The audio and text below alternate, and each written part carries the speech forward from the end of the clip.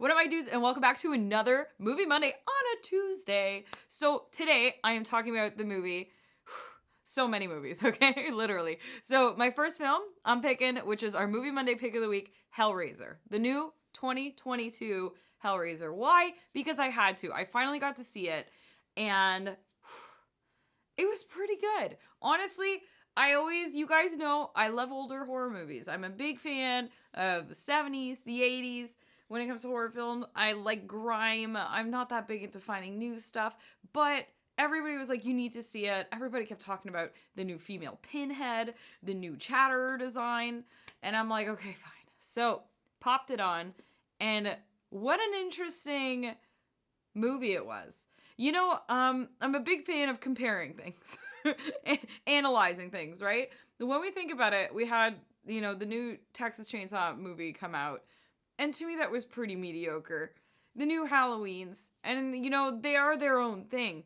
Whereas Hellraiser, I think they did a really good job, I won't lie. The effects, the way they used computer effects in it was actually good. It didn't bother me. It wasn't like watching The Thing remake where you're like, oh, come on, call up Rob Bottin again, or just delete whatever just happened that I watched.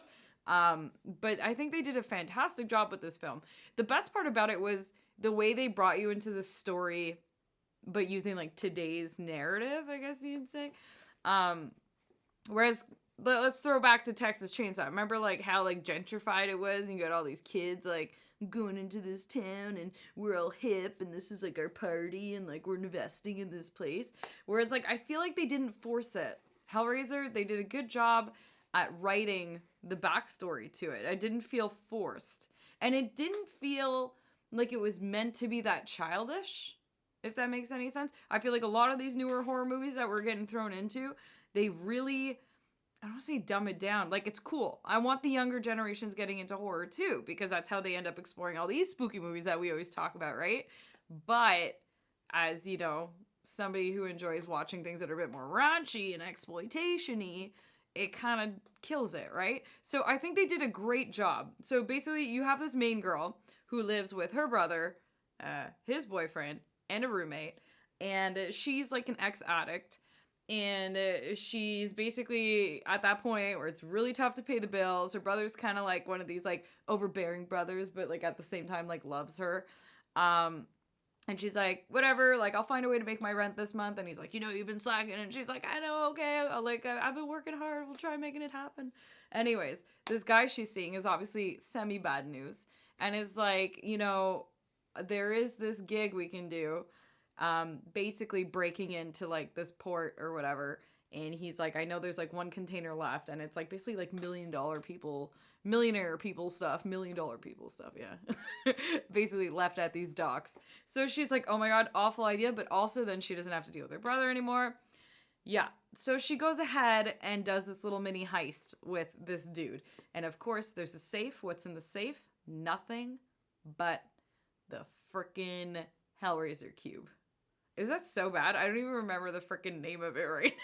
I'm the worst. Anyways, that frickin' puzzle box, right? And they're all like, what? Yeah. And I always found that great about these movies. You're always like, how does somebody discover it? It's one of these things that nobody wants to get a hold of, but somehow they find it at some frickin' I don't know, thrift shop, and you're like, oh, you're fucked. Good luck. So this one, it basically takes it from there. And she's like, hey, whatever, I'll keep it. Obviously, it gets cut, and the games begin. This movie's all about trying to, get her brother back, in a sense. I'm not going to give up any more than that. Again, the cinematics are great. The friggin' Cenobites are really awesome. They did great character design. Did I love that it's a female peanut head? Pinhead? Wasn't he a peanut head? Imagine Hellraiser, but it's all peanuts. I can't. Okay. I'm not even editing this out. You have to deal with it. Welcome to my brain, guys. Peanut butter, always. Yeah. So I actually really enjoyed the female Pinhead. I think she was pretty scary.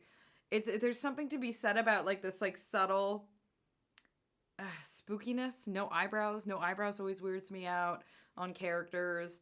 The Chatterer, cool. But guys, I have such a love for the original Chatter. Like, remember the scene? Remember the scene where he's like fingering her mouth? I freaking like love. In love with this character. In love with his whole being. And like the new one, I mean, the new Chatter wasn't my favorite design. I would take the new Pinhead over the new Chatter, if that makes sense. Yeah. Anyways, I really enjoyed it. I highly suggest you guys give this movie a chance because literally they did a good job. Yeah.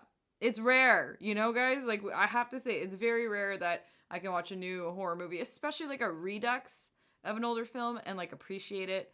But I appreciated this. Yeah. Let me know what you guys thought about it. I would love to know your opinions. So next up, horror movie recommendations. So this week was a bit all over the place. I don't have everybody's name listed down, but we'll start with the first one, okay? So my boy Bloodyfncollector from Instagram reminded me the other day about Zombie Holocaust. So you never hear about this movie, okay? I remember purchasing this on DVD back in the early 2000s from like an HMV store. You had to go up to a guy and be like, excuse me, can you order this for me? Because like, you know, DVD places online didn't exist except for like maybe like eBay. eBay was a thing. Anyways, I remember getting this movie and just being like, what? Yeah. So I had to talk about it again because he reminded me of it. He's like, yo, I just watched this. This is ridiculous. And I'm like, I own that. Like, I need to rewatch this. So I did. Thank you so much, my dude, for reminding me. It is so classic Italian horror kind of movie, right? So it starts off right away. And you're like, what's going on? There's this hospital and like people are eating each other, like patients are like getting up and like eating, and they're like, what's happening? Like, we can't keep having like cannibals in here. And they're trying to like find the source, like, what does this go back to? And like you have this lady who's like, I'm an anthropologist and a doctor, and I have this fancy cannibal dagger on my wall, and we're gonna get to the bottom of this. And of course that fancy cannibal dagger gets stolen off her wall, and then they're like, screw this, we're going to the jungle. It's one of those movies, right, where you're like, what's happening? But yeah, and then you get to the jungle, and they're like, they basically have been trying to associate where all these cannibal people coming from. So they kind of narrowed it down to like this one /tribe/area. So then you're in the jungle with these doctors who absolutely have no idea what to do in a jungle, and they got like guides, and they're trying to figure out again where, you know, these people are coming from, but they're also getting bombarded by like these like natives to the jungle, and the jungle people are like, screw you, like off my turf, and start really messing them up. But you also keep finding bodies of like people that are just like pulled apart, so they're kind of like, are they like cannibals like from like a tribe? Like that's where it has like this cannibal Holocaust feel to it. But then guys, you get to meet an evil doctor. Anyways, I don't want to give this movie away. There is so much gore, and it's good gore, and there's like just so much. It's one of those movies. Like, to me, this is like one of those silly watches. It's an Italian gross horror film that like the story's mediocre, but it's completely worth seeing. Like, you need to see it. If you're a fan of Italian horror, you gotta see it. Zombie Holocaust. It has another name, and I think that's the more popular title, and it kind of makes more sense. Hold on, let me pull it up again. What was it called? Butcher something? Butcher Doctor, I think. Which, like, completely makes sense. Anyways. Zombie Holocaust, guys. Thank you so much, Bloodyfncollector, for reminding me about that one. It was great. All right, next. So I have no idea who recommended me this. I was just going through, like, all my screenshots on my phone and my YouTube, and I couldn't find it. So, Basket Case 2. Somebody told me to watch this movie, and I was, like, so happy I did. Remind me what your name is down in the comments. I'm gonna slap you under my freaking comment board. Give you big thanks. But wow, what a movie. Okay, I remember seeing Basket Case years ago, and it was just like, okay, there's this like spooky guy in the basket like messing up people. But Basket Case 2 takes it to like a whole nother level where it's like you basically get introduced to this family, and the dude shows up with Bilal, his brother, and like Belial, I don't remember what he calls himself, and basically this house is like full of like freaks, quote unquote, right? All these spooky dudes walking around, all these like people, and they're like, okay, like, are we actually welcome here? And they're like, of course you're welcome here. And like, they're all like happy to have them. Goes upstairs. It's like a whole attic full, like, funky people. I swear the costume / makeup effects budget on this must have been massive. It is so silly. They have so many cool character creations in this. And it's all about them kind of like living like secretly. And they're all about like protecting their house and like not letting like other people in. But then there's this like journalist / whatever person who's like, I want to get to the bottom of this and like what's going on. And anyways, basket case 2. You even get to see, oh my goodness, you even get to see the basket case dude like pork another basket case looking dude. Yeah, bananas. This movie is so silly. It is completely worth a watch. Just for the effects, like straight alone. Like, it's so good. And just goofy. It was goofy. It's labeled as a horror comedy. Like, I enjoyed it either way. It was pretty bananas. I feel like you could probably let your kids watch this movie. Yeah.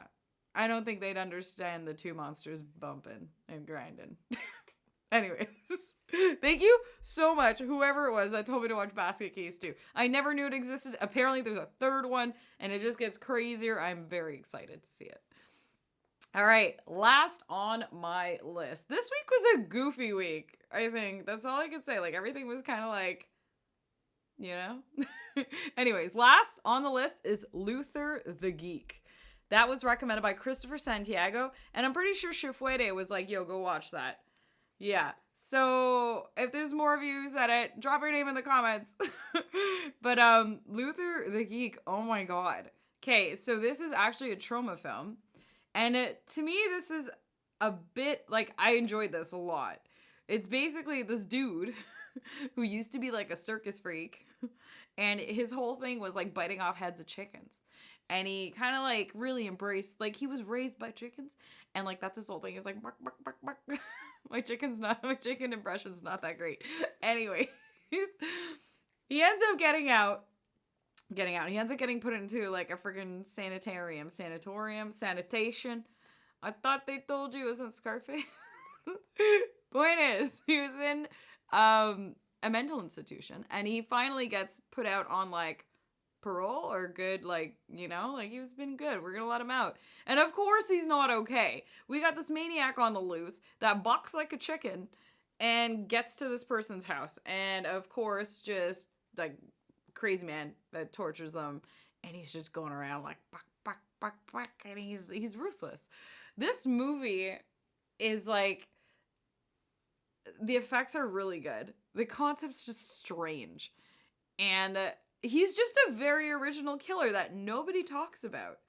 And he's pretty terrifying. Like, I will have nightmares about this guy, literally, because he's eerie. He's strange looking.